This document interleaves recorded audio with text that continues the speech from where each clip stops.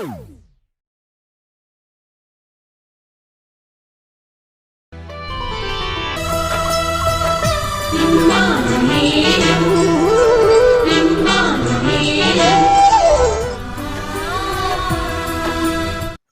కొరింథీ 3:16 దేవుడు అంటాడు, మీరు దేవుని ఆలయమై ఉన్నారనియు దేవుడి ఆత్మ మీలో నివసించుచున్నారనియు మీరు ఎరుగరా అంటున్నాడు. మీరు ఏమై ఉన్నారో తెలుసా? దేవుని ఆలయమై ఉన్నారు. దేవుడి ఆత్మ మీలో నివసిస్తూ ఉన్నది. దేవుడి ఆత్మకు తప్ప మీలో దేనికి కూడా చోటు ఉండకూడదు. ప్రభువైన యేసుక్రీస్తును నమ్మినటువంటి నీ జీవితంలో నీ శరీరములో నీవు దేవుడికి తప్ప వేరే ఎవరికి స్థానాన్ని కల్పించకూడదు. కారణం ఏంటో తెలుసా? ప్రభునందు విశ్వాసం ఉంచినటువంటి నీవు దేవుడికి ఆలయమై ఉన్నావు. దేవుడికి ఆలయమై ఉన్నావు కనుక నీ దేహము ద్వారా దేవుణ్ణి గణపరచాలి, నీ ఆత్మ ద్వారా దేవుణ్ణి ఆరాధించాలి, నీ మాట ద్వారా దేవుణ్ణి స్తుతించాలి, నీ క్రియల ద్వారా దేవుని మార్గంలో నడవాలి, దేవుని సన్నిధానంలో వర్ధిల్లాలని దేవుడు కోరుతున్నాడు.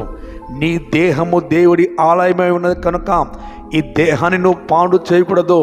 ఎవడైనాను దేవుని మందిరమును పాడు చేసినలా దేవుడు వాణిని కూడా పాడు చేయును అని వాక్యం ఉన్నది. నీవు ఒక బండిని కొనే తర్వాత ఆ బండిలో పెట్రోల్కి బదులుగా ఇదిగో డీజిల్ పోస్తే బండి పాడైపోతుంది.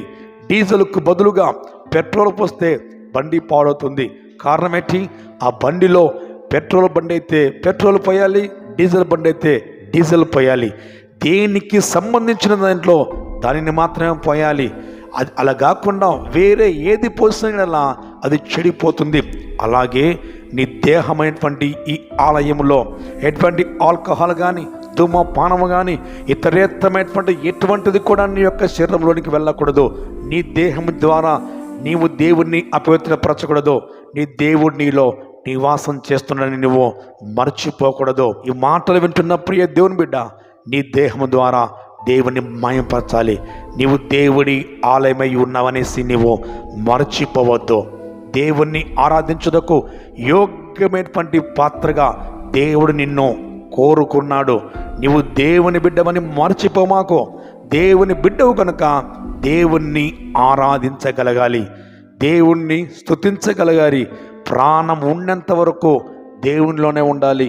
ప్రాణం పోయినప్పుడు అప్పుడు దేవుడి దగ్గరికి నువ్వు వెళ్ళాలి తప్ప ప్రాణం ఉన్నంత వరకు నువ్వు దేవుడి మాటల్లో నడవకుండా, దేవుడి సన్నిధికి రాకుండా నీ ఇష్టానుసారంగా నడిచి ప్రాణం పోయిన తర్వాత పాతాళములో నీ ఆత్మను అక్కడ కాల్చి వేసే దానికంటే కూడా ప్రాణం ఉన్నప్పుడు ప్రభువు నమ్ముకొని పరలోక రాజ్యంలో ప్రవేశించి గొప్ప దీవెనకరంగా మహిమకరంగా ప్రభు సన్నిధానంలో బ్రతుకుతుముగాక.